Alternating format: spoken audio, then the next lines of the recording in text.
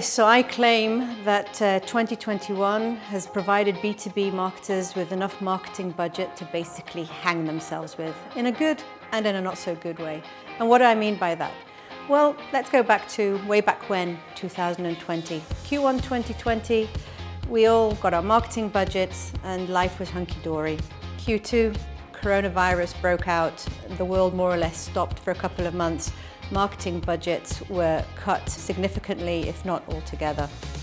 Q3, well, we kind of woke up from the shock of all being in lockdown, but C-levels realized that their businesses are still running and they still need to receive leads. So marketing budgets back on, and big time for online. Q4, likewise, a lot of marketing budgets preparing for what was ahead in the unknown future of 2021. And here we are today with marketing budgets from many companies, and I'd say most companies, larger than they'd ever dreamed of. So what should marketers be doing? Well, lots of things, but I've narrowed it down to a few points that I think that every marketer really should be adamant with in order to prove the ROI of their significant budget this year. First of all is obviously invest in MarTech and in automation. You need to ensure that every single lead that has entered your funnel gets nurtured properly and nurtured well with all the content and all the signals that sales will need in order to prep them into SQLs and opportunities. That's number one.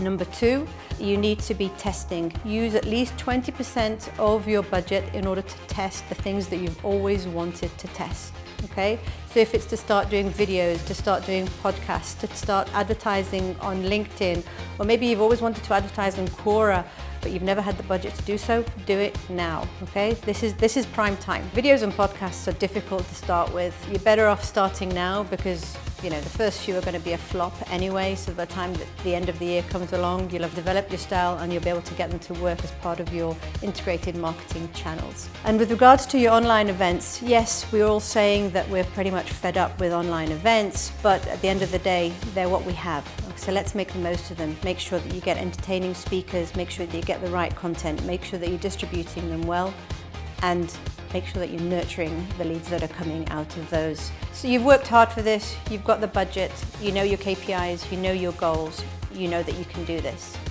End of story.